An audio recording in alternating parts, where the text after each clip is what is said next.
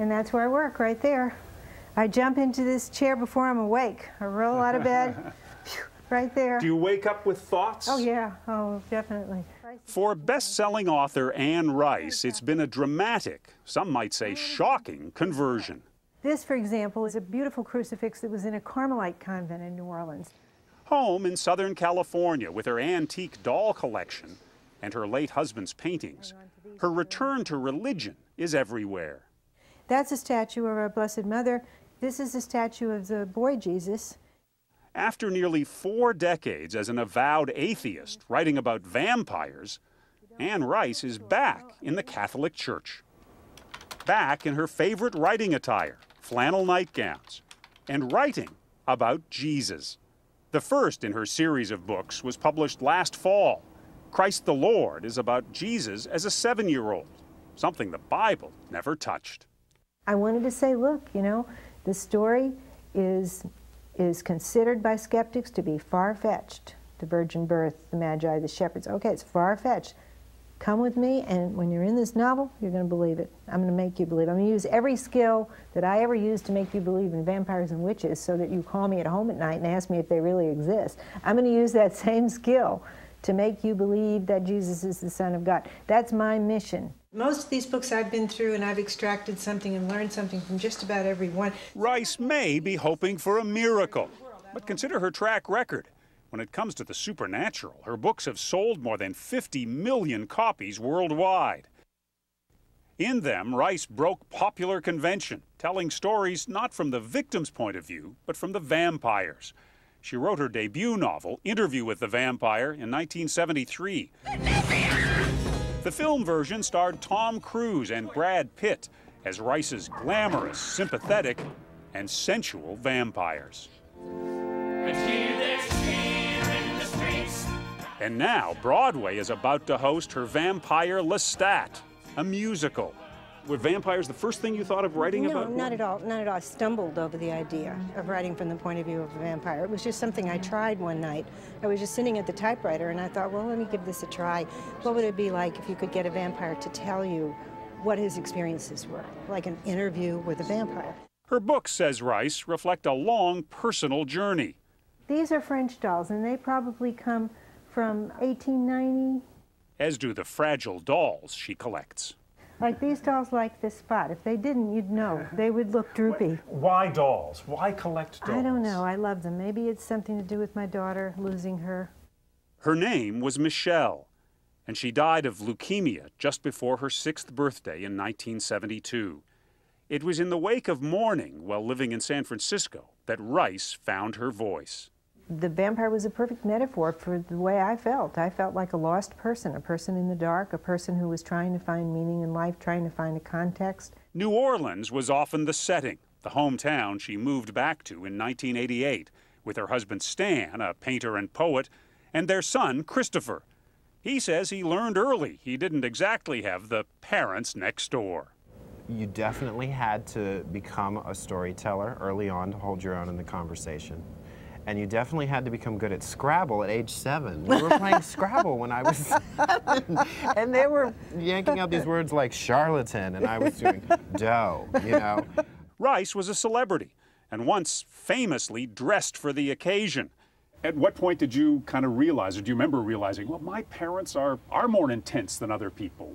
I think it was when we moved to New Orleans. I think that's when I began to see other people relate to Mom as if she were Anne Rice. And that move to New Orleans also coincided with the publication of The Queen of the Damned, which is the book that changed the way we lived forever. It earned back its advance in 5 minutes. You know, they were selling it out of cartons on the floor. Yeah. And that was great.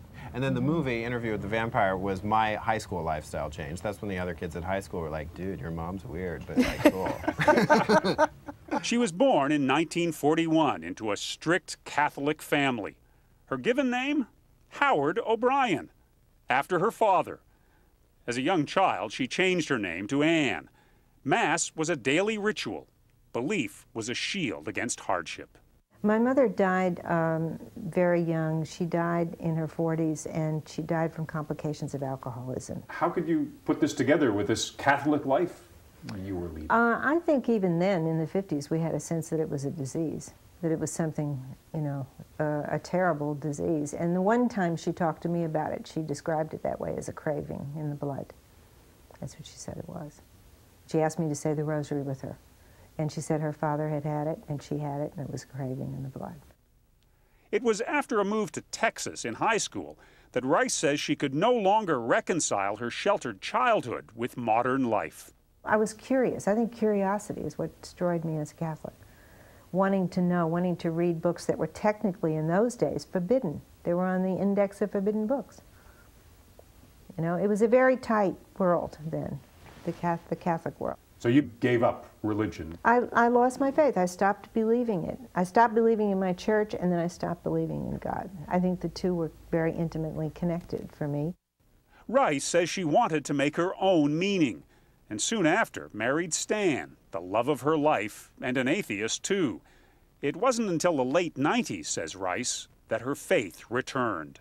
It was studying the Roman Empire and studying the first century that got me involved. I started to read the Bible. I started to read about the Jews in history, and I could not figure out, strictly from a secular historical standpoint, how they could have survived. And I began to think, is this the hand of God? However profound, Rice's passage from vampires to Christ has raised some eyebrows.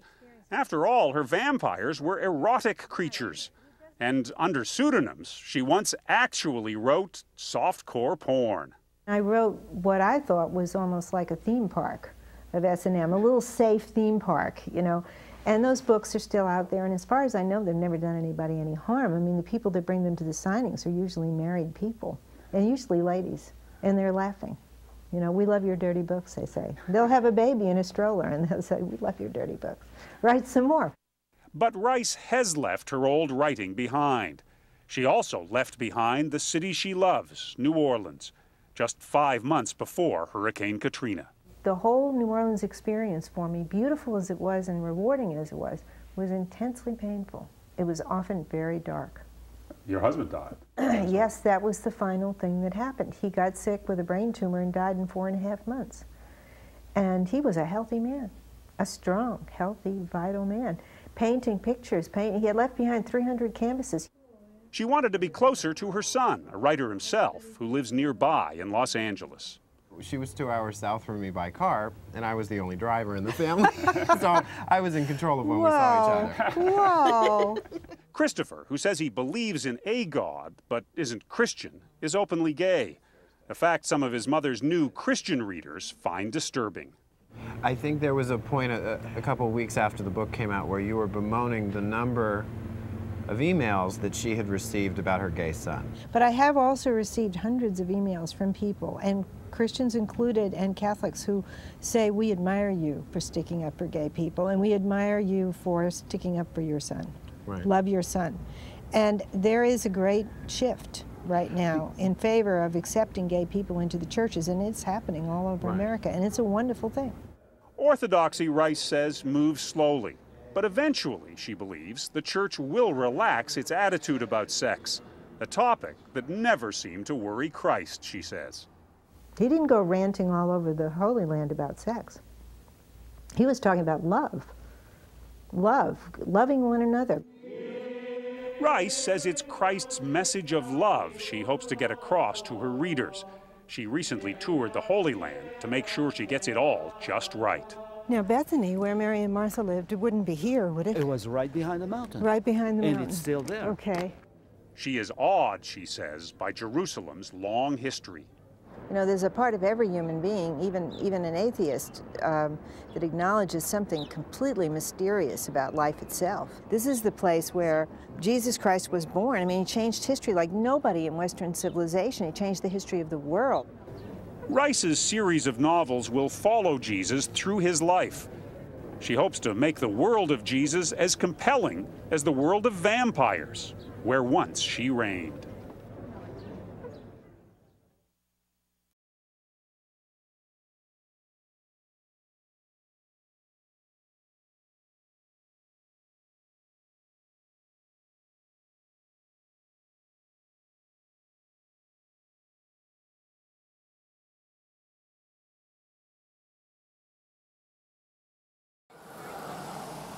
Number 40. And there's a coupon here for some chocolates. There should be a name for fans of Louise Penny's murder mysteries. The L Pack, or the Penny Posse, maybe. There we go. Got it. To say they come from far and wide, in large numbers to attend her book events, is no exaggeration. So we have as close as Knowlton, Quebec, and as far away as England. They've come all the way to the Canadian town of Knowlton, in the eastern townships of Quebec, where Penny lives and her books are set. Many of you have come a great distance with me, so I am thrilled to meet each and every one of you. Thank you. It's as if her readers want to immerse themselves in the setting of her books, which are as much about the backstories of her murders, why people kill, as whodunit. Penny has published 12. They now routinely debut at #1 on the New York Times bestseller list, or close to it. Her next, Glass Houses, comes out next month. My books are about many, many things, probably least of all murder. They're about life, they're about choices, and taking responsibility for what you do. But really, I think at their heart, they're about love and friendship. And food. Her characters all eat exceptionally well in the made-up village of Three Pines, which Penny, tongue-in-cheek, informs readers can't be found on any map, although her publisher has conveniently had one drawn. Three Pines is meant to be A refuge. a refuge, a sanctuary found by people who were lost. The name has historical significance. Legend has it, during the American Revolution, the trees were a signpost for loyalists to the British Crown fleeing north to Canada, to safety. And so what people would do is they would plant a cluster of 3 pine trees as a signal to these people that they were safe. And that's how I got the name for the village. Her detective is Chief Inspector Armand Gamache. If I got lucky enough that the books were published and became a series, I didn't want to grow weary of my main character. So I decided I would create a man I would marry. But before Penny herself managed to find Three Pines and all its inhabitants, she too was lost. I was drinking more and more and more. The phone never rang. The doorbell never sounded. She had it made, or so it seemed. From the age of 21, she was a reporter and then an anchor for CBC Radio, the Canadian Broadcasting Corporation. But she was also a secret drunk. At 35, she walked into an Alcoholics Anonymous meeting and changed her life. I left that meeting never having to drink again. It was unbelievable. You did not need to drink anymore. No, I didn't. The urge to drink, the need to drink disappeared. Not long afterward, she met and married Dr. Michael Whitehead, a noted pediatric hematologist more than 20 years her senior, who told her that he would support her if she quit her job to write. For 5 years, she tried to write the great historical novel. But then I looked on the bedside table. Very well represented there were crime novels. And it was one of those moments where I just thought, oh, maybe that's what I should write. that first book was called Still Life. Quebec is a character, a very real character in the books. There is a very keen sense of place. With each new book, Penny's following has grown, her fans seeking a piece of her fictional and real worlds, the line between them often blurry. Oh, I can hear that they're nice and crispy. Readers are convinced Kelly Shanahan's bakery is the bakery in the books. People come in absolutely expecting that Louise Penny is here somewhere. And on this particular day, a Louise Penny sighting does indeed occur. Me too, I gotta get you. The local bookstore has become a stand-in for Myrna's new and used bookstore in the novels. We usually have at least 3 groups a day, not counting the bus tours and things Bus tours? Really? We've started getting bus tours now. So. Owner Danny McCauley. They're really looking for a connection to Louise. The books have touched them. They've touched them personally. They've been healed by the books. And Penny has been extraordinarily open about her own life. Each month for her website, she writes what reads like an intimate letter to a close friend. It was here in 2014 that she disclosed her beloved husband, Michael, had been diagnosed with dementia. And then last fall, that he had died. So many others have been down this road before Michael and me, that there's comfort in that. When fans show up for book signings, it's not just about the books. I love her books, but I love the individual. She's become part of the family. Mother and daughter? Yes. Louise Penny has never laid eyes on most of these people before, but they are not strangers. After all, she showed them the way to Three Pines, the sanctuary where she has now gone to find herself once more in her sadness. The writing became a harbor. It became solace. It became a world I could control. Oddly enough, all the decisions I had made 12 years ago about a place that I would like to live in and people I would choose as friends turned out to be my saving grace.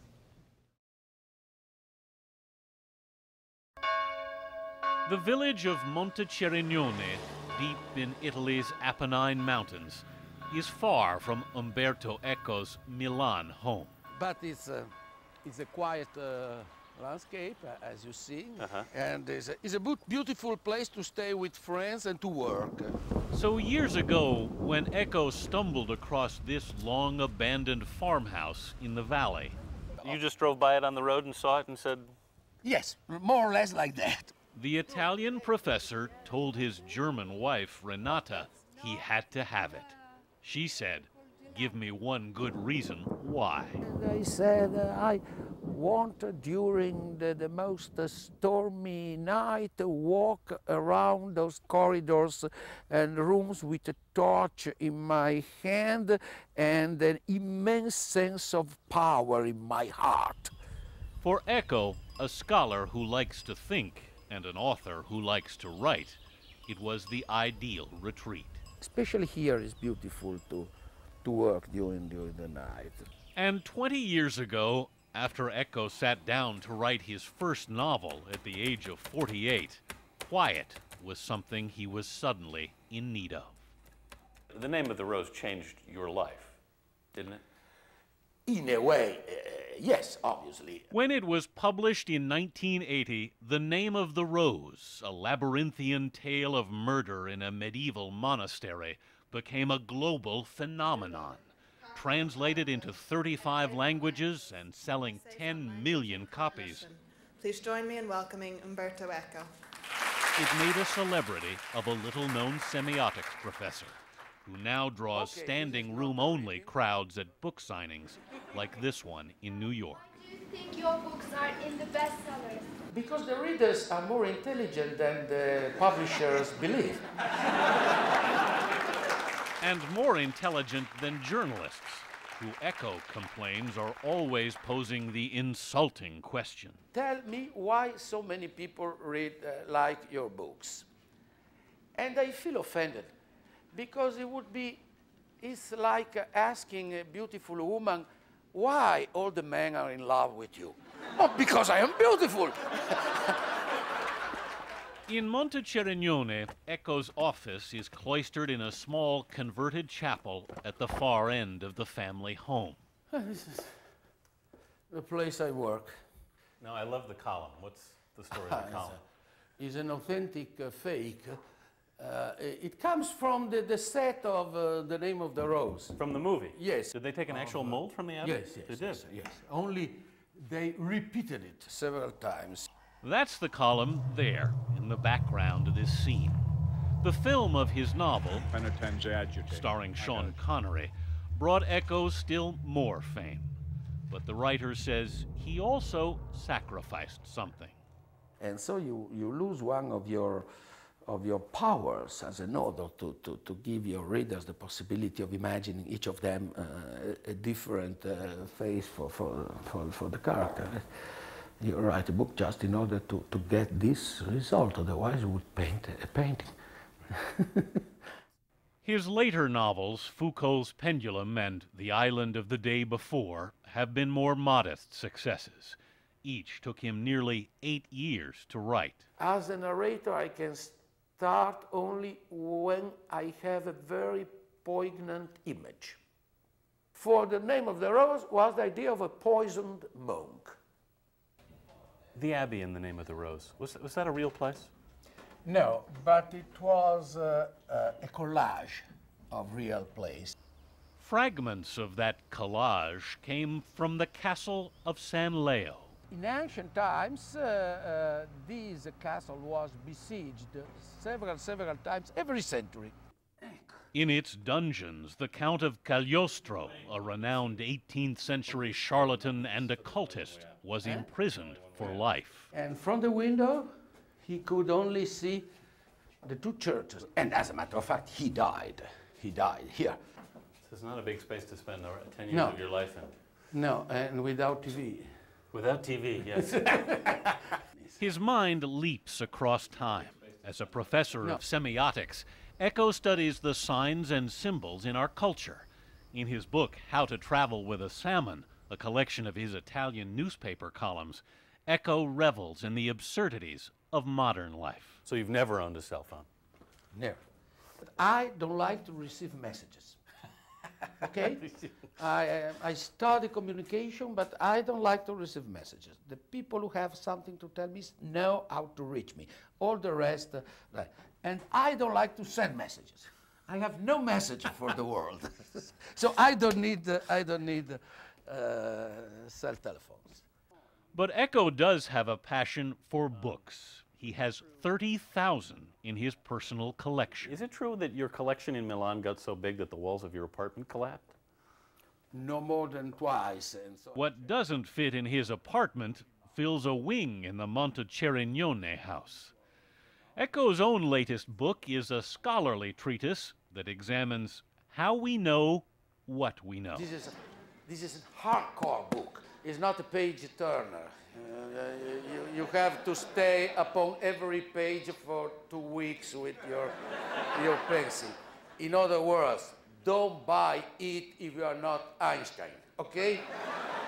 And in it, Eco wonders what the philosopher Immanuel Kant might have said if he had lived to see a duck-billed platypus. A platypus challenges every theory about our way of categorizing, of naming, of classifying animals.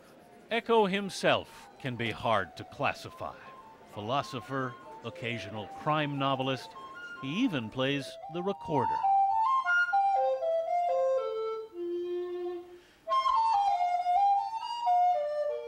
The recorder has a quality that everybody can learn it and play it in 2 weeks. But he's also learned the recorder can be a sensitive instrument. You can detect on the morning if the day after you smoked too much or you drank too much. It's enough like that of whiskey and your fingers are not so nimble. And whatever peace he sought here in the Apennines, Eco says he is lost without at least 3 things to do. At 67, the professor is still an omnivorous predator, restlessly stalking the stalls of knowledge, back and forth, across cultures and history.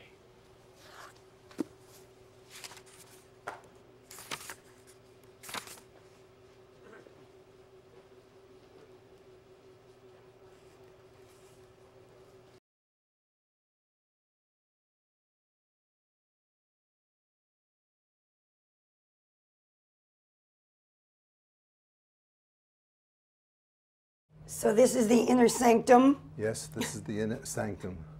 I'm sanctimizing right now. You are not on a computer? Don't know how to do it. Not to worry. With his trusty typewriter and stacks of handwritten notes, like the ones you can see in his New York office, Neil Simon has produced some 30 plays and just as many screenplays, creating some classic moments in American comedy.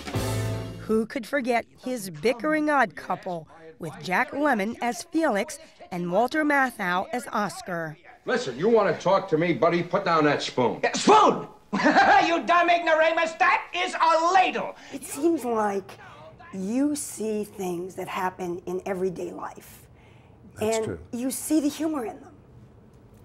I think I do. I find it easier to write in the way most of us talk. It just comes easier to me and more realistic. And Neil Simon's unique take on life just this month earned him one of the nation's top comedy awards. To say that Neil is special would be an understatement. Old friends like Robert Redford came to pay tribute. What do you like about him as a human being? I think because he can so target the heart, using humor, he can so target the heart of issues and concerns we all have. See you tonight, hey? And Redford should know. He got his first big break playing Jane Fonda's buttoned-down husband in Simon's Barefoot in the Park. Was that a kiss? Because, boy, if that's what kisses are going to be like from now on, don't bother to come back at 5:30. Corey, I can't kiss you anymore. My lips are numb. Now, will you please go inside? Where did Simon get his sense of humor? Were you the kid in class who would always pipe up with a joke? I was the quietest person. I didn't know I could talk till I was 31. So I don't know where it all came from.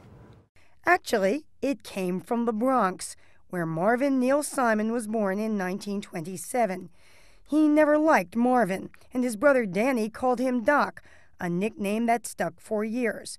It was a difficult childhood. The family struggled to make ends meet. Do you think your humor was in a way a response to the tough times? Well, it explained things to me. Anyway, it made it easier to deal with if you were able to laugh at it. Over the years, Simon often used his own experiences for comic material. So who's this handsome young fellow? It used to be me. And you're in uniform. And yes, the Army Air Force. It was my 5th day in the Army, and so far I hated everyone. His stint in the service, for example, led to Biloxi Blues, starring Matthew Broderick. It was hard to believe that these guys had mothers and fathers who were worried about them. In real life, after a stint writing for what was then called the Army Air Force newspaper, Neil joined his brother Danny writing gags for TV, especially Sid Caesar's Your Show of Shows. And then I'm working with Max Liebman and Sid Caesar and Mel Brooks and Larry Gelbart, all of the best comedy writers in America. And I said, how did we fall into this? And I learned a lot. And by the time 3 or 4 years, when I got out, I felt I was ready to write a play. But what do you think gave you the courage to do it? It wasn't courage, it was stupidity. You just have to be, so dumb and say, just do it. Maybe it'll work out. The play was Come Blow Your Horn, later made into a film starring Frank Sinatra as a swinging bachelor. Bye, lover. Bye. Hiya, baby. If my math is right, you were about 34 years old. I was never 34 years old. When you wrote that play, huge hit on Broadway. What did that feel like to have a hit your first time out? Well, it doesn't feel like anything because you don't know what to feel. You had to really move on and do something better than that. So he did. With play after play. Even trying his hand at musicals like Sweet Charity. He was the toast of Broadway. At one point, he had 4 plays running at the same time. He made the covers of Time and Newsweek. Everything was so great. You had 2 beautiful daughters. But everything changed in 1973 when your wife, Joan, died from cancer. Yeah. You'd been married for 19 years. 19 years. So how hard was that? the hardest thing, I think, in my life. Simon's solution: to throw himself into his work, which was good news for actors like Richard Dreyfuss. He knew I could do things that I didn't know I could do. And it was the greatest way of starting a career, because it was the greatest writer in America listening to what I specifically do. And it's the most important moment I've ever had. The moment was The Goodbye Girl. All your life you've waited. Dreyfuss won an Academy Award playing a struggling actor forced into sharing a tiny apartment with Marsha Mason. And now if you will move your shapely little Fanny out of my room, I will unpack and dry my beard. Miss McFadden, you forgot to say goodnight. I was working on goodbye. Marsha Mason was not just any actress. She was Neil Simon's second wife. He was also married to actress Diane Lander, and now, for the past 7 years, to another actress, Elaine Joyce. I opened the door, and he said hi, just like that. On We your went on our first date? first date. Yeah, I He remember came that. over, and it's like, that's it. She's become his biggest fan. When they named the theater after him, they should name the city after him, you know. He's just given people so much happiness. At 79, still writing and in good health after a 2004 kidney transplant, Simon says much of his happiness comes from making people laugh. And occasionally, his characters give us insight into how he does it. In The Sunshine Boys, the Walter Matthau character says, "I've been in this business 57 years. I know a few things." You know what makes an audience laugh? You know which words are funny and which words are not funny? Words that are funny have a K sound in it. Tomatoes is not funny. Lettuce is not funny. You've explained that to me since I was 5. Look, I've got to get back to the office. Cucumber's funny. Cucumber is funny, but lettuce is not funny. That's true. Cucumber is funnier than lettuce. Am I right? Yes. And the Mark Twain Prize is just the latest in a series of awards he's earned for getting it just right. I really came out here for water and to go to the bathroom. So one of them is not going to happen. You've got the Kennedy Center Honors, the Comedy Award. Now, I can't even read all of them. I know. Well, my wife makes most of them, so Yeah. don't trust them. He's got 3 Tonys, a slew of Academy Award and Emmy nominations, and the Pulitzer Prize for Lost in Yonkers, one of his more serious plays. And what resonates in all of Neil Simon's work, serious or comic, is that it seems to speak to all of us. Many times I would go to the theater and stand in the back, and people would come up and they'd say, "How do you know my father? How do you know my cousin?" I seem to touch that aspect of their lives that's familiar with them as familiar with me. Do you like it that you have the ability to make us laugh? Oh, sure. I mean, making a connection with millions of people is pretty good. I take that. I'll give you their names. I have them. In Bangor, Maine, mythical lumberjack Paul Bunyan still commands pride of place. But the top tourist attraction is a stately old Victorian guarded by a wrought iron fence adorned with bats. We're all big fans of Stephen King. Ruth Whitted and her family drove all the way from Ohio to see it. Once you start, you can't put the book down. It's beautiful. Glenn Allers rode up from New York City to pay homage. Certainly the way that he paints Bangor in it's a masterpiece. Aren't you going to say hello? In the chilling 1980s bestseller, It, evil, taking the form of a clown, Pennywise, is stalking children. At the end of my street was the storm drain where Georgie meets Pennywise. Scared the wits out of me. When Steve bought this house... But today, James Tinker guides tours of King's World. He writes in a way where we can understand the characters, understand that we're like them, and also can see how things can go in a pretty terrible way sometimes. Was it my imagination? This month on Apple TV, Julianne Moore stars in Lisey's story, the grieving widow of a popular author of horror fiction. Talk to me. I have visions. I write them down and people pay to read them.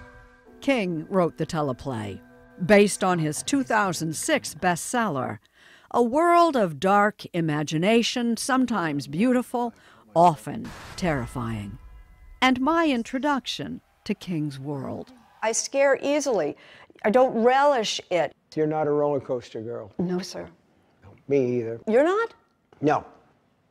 No, you see, the thing is, I build the roller coasters. That doesn't mean I have to ride on them. And he's built a lot of them. Your output is like the score of a professional basketball game. Leaving aside the stories, movie adaptations, and teleplays, he's written some 80 novels. 2 this year. Still, at 73, King claims the words don't come like they used to. You force yourself to get going, 1 sentence, 2 sentences, 3, and little by little, you enter that other world. Do you write every day? Yeah. Which includes today. Yeah. You wrote today. I did. I'm glad we didn't interrupt. Where in the cycle are you of book production? Well, I finished a novel, and I am letting it marinate a little bit. You have to get away from it a little while.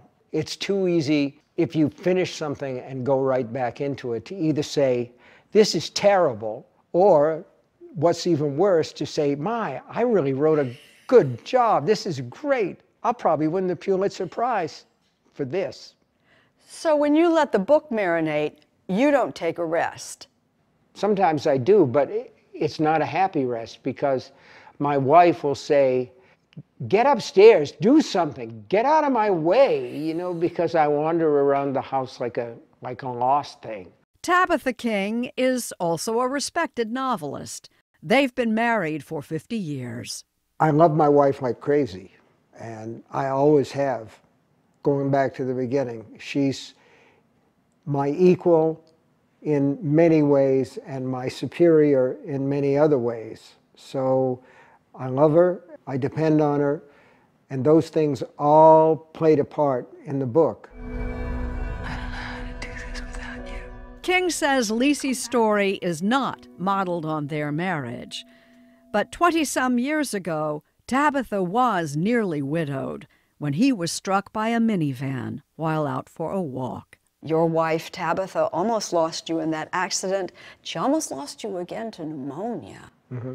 I wanted to write a little bit about grief and about the longing and the missing a partner. And you're right, I did almost die, and she did almost lose me. I'm always touchy about going into the similarities, because Lisey's story is a fiction, but also because marriage is a secret, and it has to stay that way. There's the public life, and then there's your real life. Writing has made Stephen King both really famous and phenomenally rich, but he grew up poor. Your mother was a single mom. Her life was hard and harsh, but you were blessed with a mother who noticed you were special and gave you, at the age of 12, a typewriter. My mother gave me room to be what I wanted to be. She didn't laugh about the ambition to write stories. Nellie Ruth Pillsbury King died at age 60 of cancer, but lived to see his first book, Carrie. The hardcover advance was small, but the paperback advance just bowled us over. It was like $400,000 in 1974. It was a huge amount of money. And my brother and I talked a little bit about it. And we went to the Pineland facility where she worked. She was in her green uniform, green rayon uniform. Never told this story before. But she was stoned, totally stoned on over-the-counter medication. She was in excruciating pain by that point. And my brother and I, we said, Mom, you're done. There's enough to take care of you now. because the book sold for a lot of money, and you can go home. And she just put her hands over her face and cried. His father, a merchant seaman, skipped out when Stephen was only 2. He has no memory of him. But he left that box. A box in the attic that would change his life. There were like cocktail napkins from Tokyo, little hula hula dolls from somewhere in the South Pacific. There were those things. But there was also an H.P. Lovecraft book, and it showed this horrible green monster rising from a broken open grave in a graveyard. And I thought, this is it. You know, whatever it is, something chimes in you and you say, I found something that resonates with my soul. Do you know, most of us don't ever find that thing. I don't know if that's true. No, I know that is true. To be fortunate enough to find the thing that you love, spark, and be good at it. And the world wants you to do as much of it as you possibly can.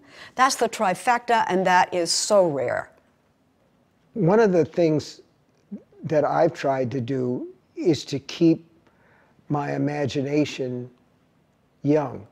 And keeping that spark alive, decade after decade, that may be the secret.